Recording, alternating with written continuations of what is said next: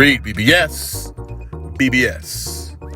Naoya Inoue versus TJ Doheny on a Tuesday, September the 3rd, Ariake Arena, Tokyo, Japan. In the States, here in America, it's airing on ESPN+. So yes, it's officially going down. Inoue versus Doheny live stream, narrated by yours truly, sincerely, REED-BBS. This will be just my 10th live stream ever, and the third of which will be dedicated to my dude, my bruh, my Tomodachi, Naoya Inoue. He's my favorite fighter currently, and has been probably since around the time of the World Boxing Super Series. Now, by and large, folks are underwhelmed with Doheny as the choice of opponent, and consequently the fight. There isn't quite as much fanfare this go around as we've grown accustomed to for Inoue bouts. This is more of the stay busy variety, or so we're being led to believe. Nonetheless, Top Rank, they're doing their part to keep American fans in the know. Monster Milestones is a 30-minute piece they put out, chronicling Inoue's bouts with, among others, Jason Maloney, Michael Das Marinas. Both of those fights was in America, FYI. A lot of critics say he needs to fight in America. He's done it 3 times. I'm just saying, IJS. It also showed footage of the Nonito Donaire rematch, part 2 of their 2-fight series. The Paul Butler fight. Paul Butler did his damnedest to make an Inoue fight less than fan-friendly, which they all seem to be. Paul Butler tried his hardest, but he got taken out also. The Cool Boy Stephen Fulton fight, of course, which was every bit as masterfully destructive as Bud versus Spence was. The only difference is Fulton lacks the cachet that Earl Spence brought into the ring with him that night. And, of course, the Topless fight, the Nery bout. All excellent performances for different reasons. And I've geeked out to Monster Milestones several times already in the last week. So thank you for that, Top Rank. Speaking of which, Top Rank's tied the buff in the piece. He said Inoue transcends his sport. And I'm forced to agree. I mean, his talent is such. Inoue's talent is such that a brother in Dallas, Texas, 6,500 miles away, named Reed, gets up early a.m. on a work day, no less, to watch this man fight live. No, I don't want to sleep in and watch it later. Hell, I got an ESPN Plus subscription. I could very easily do that. I don't want to do that. I want to watch Inoue in real-ass time, damn it.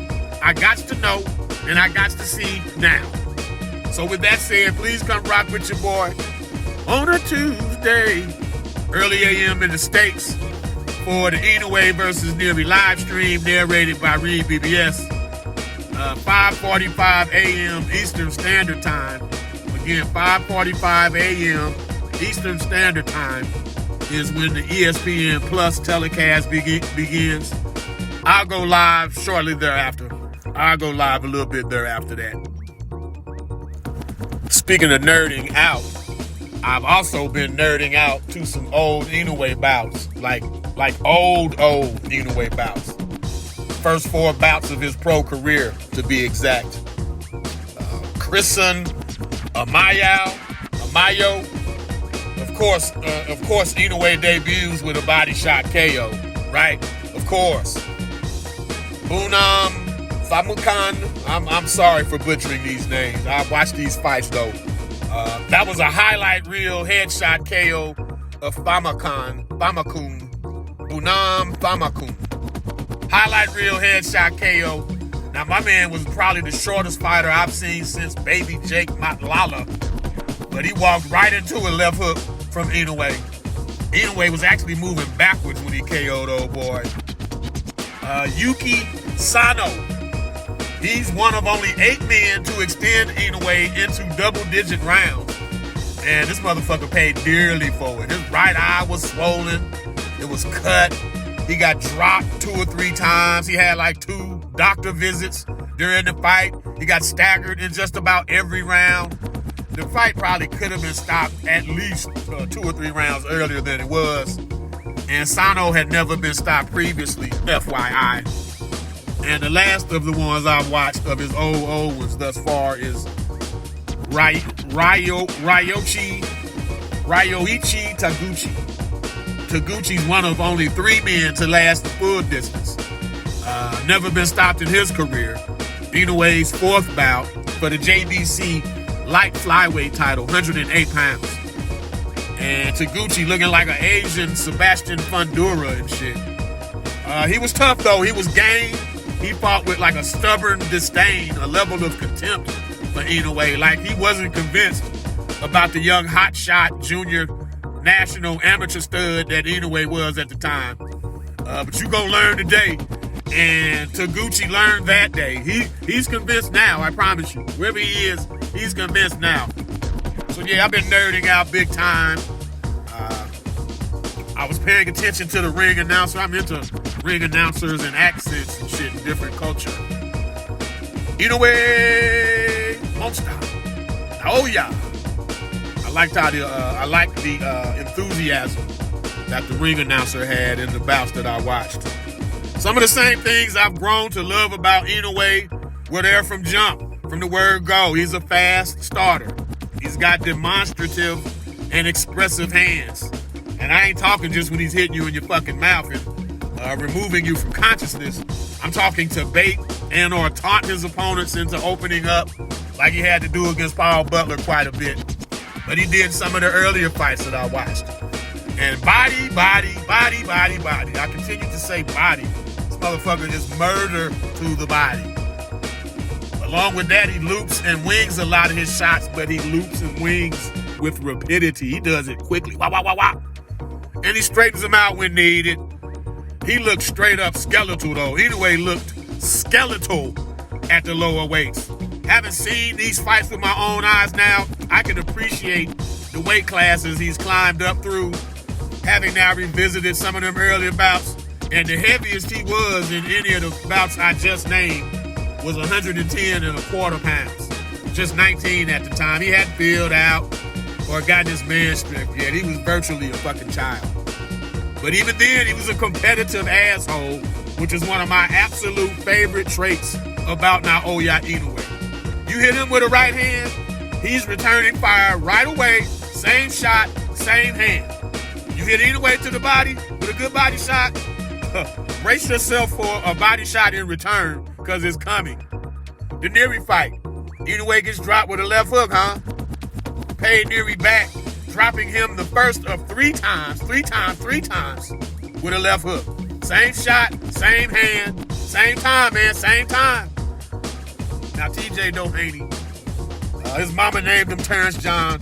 I'm going to try to call him Terrence John.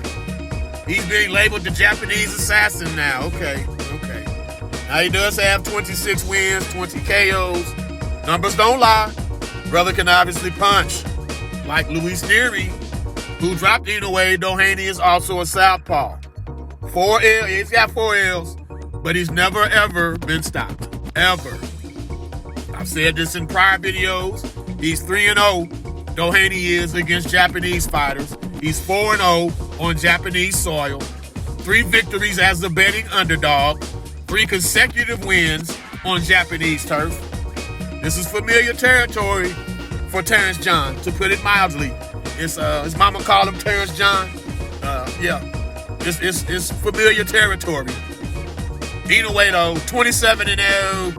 24 KOs, 22-0 with 20 knockouts in world championship fights. 89% KO percentage overall, 91% KO ratio in title fights. What better way to continue showcasing that power than by stopping an otherwise unstoppable foe, right? I mean, it might as well. Doheny never been stopped, we'll stop him. Now, Inoue can't take Terrence John lightly. He can't play him cheap or come out overly aggressive, hanging in the pocket a bit too long, as he did in round 1 versus Nery. Make no mistake, Doheny can and will exploit mistakes. Painfully, he can. Inoue never takes long to introduce himself, to acquaint himself and his opponent acquaint himself to his opponent and with his opponent. And it won't be any different on a Tuesday, September the 3rd either. It won't be no different. Could be a fun, dramatic first few rounds, though, similar to that Nery fight. So Inoue has to be mindful and respectful of the task in front of him. But class, skill, technique, athleticism, and yes, power, it will all prevail. It will all prevail. I see Inoue Doheny lasting longer than the Nery fight, yet being shorter than the Topless fight. My dude, my bruh, Tomodachi Naoya Inoue, he stops Terrence John TJ Doheny in about the 8th or 9th round. That's how I got it. REED-BBS, BBS. Blackbird Sugar, Bachelor's in Boxing Studies. Television! Fred Sanford of the Fistic Arts. When all is said and done, there's nothing left to say or do.